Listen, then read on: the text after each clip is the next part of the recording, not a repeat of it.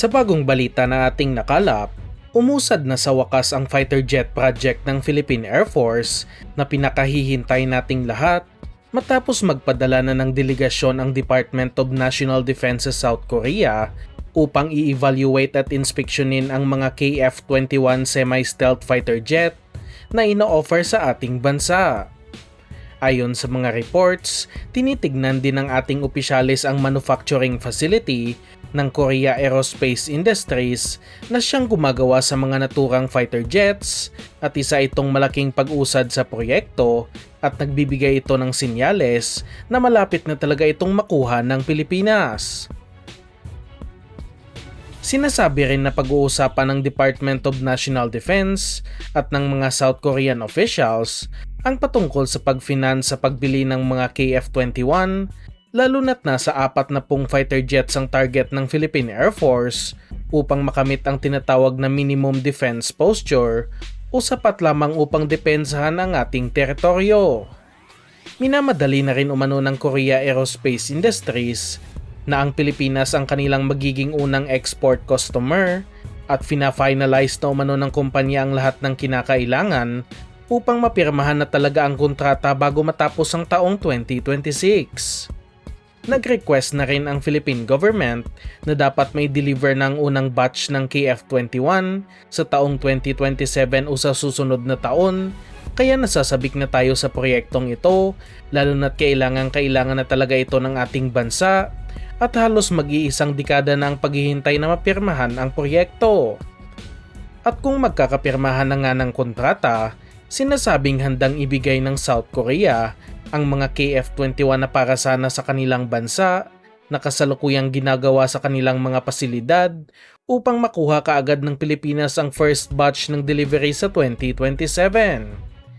Isa ang KF-21 sa mga affordable options para sa ating Philippine Air Force maliban sa mga JAS 39 Gripen na inoffer ng bansang Sweden. Ngunit hindi naman basta-basta ang fighter jet na ito, lalo na ang semi-stealth capabilities ng KF-21 na kung saan mahirap itong madetect sa radar kumpara sa ibang mga conventional fighters.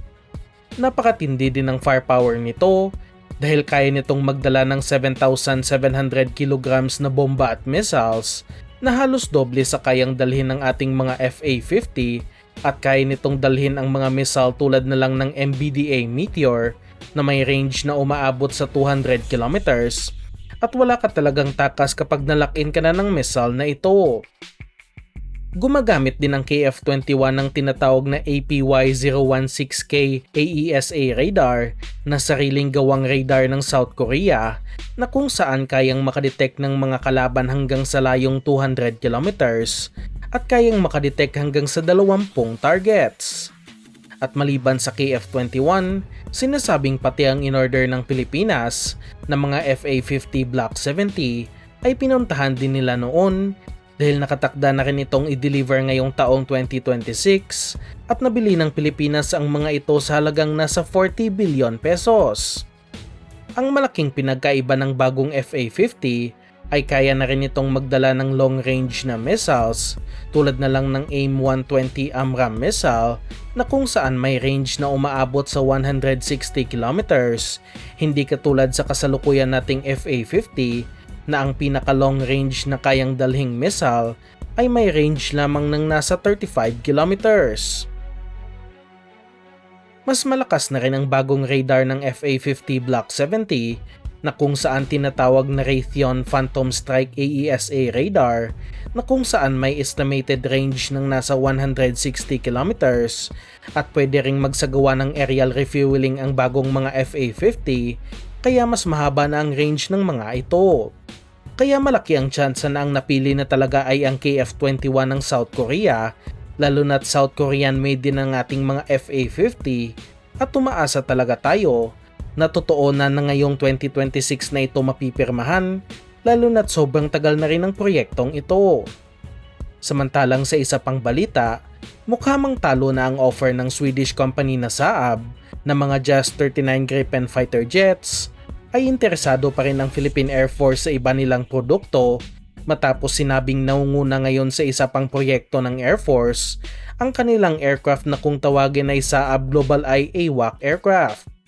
Ang tawag sa proyektong ito ay Airborne Early Warning and Control Acquisition Project o AWAC project, at kung hindi ninyo alam kung ano ito, ang AWAC ay parang isang radar na lumilipad sa ere at mas malawak ang kayang i-cover nito na area dahil palipat-lipat ng pwesto ang eroplano at napakalawak ng detection range nito na umaabot sa 450 kilometers. Napaka-importante ng sistemang ito dahil kaya nitong madetect ang papasok na kahit anong aircraft nang hindi nadedetect ang AWAC dahil na rin sa malawak na ang detection range nito, samantalang ang mga conventional fighter jets naman ay may detection range lamang ng nasa 200 kilometers. At kapag na-detect nito ang kalabang aircraft, pinapasa nito ang impormasyon sa ating fighter jets tulad na lang ng FA-50 at ang future nating mga KF-21, kaya alam na nila agad ang lokasyon ng kalabang aircraft. Pwede na nilang malak-in ang mga kalabang aircraft dahil na rin sa lokasyon na ibinibigay ng AWAC, kaya hindi na kailangan pang makipagsabayan ng ating fighter jets at malayo pa lang ay kaya na nilang mapabagsak ang target.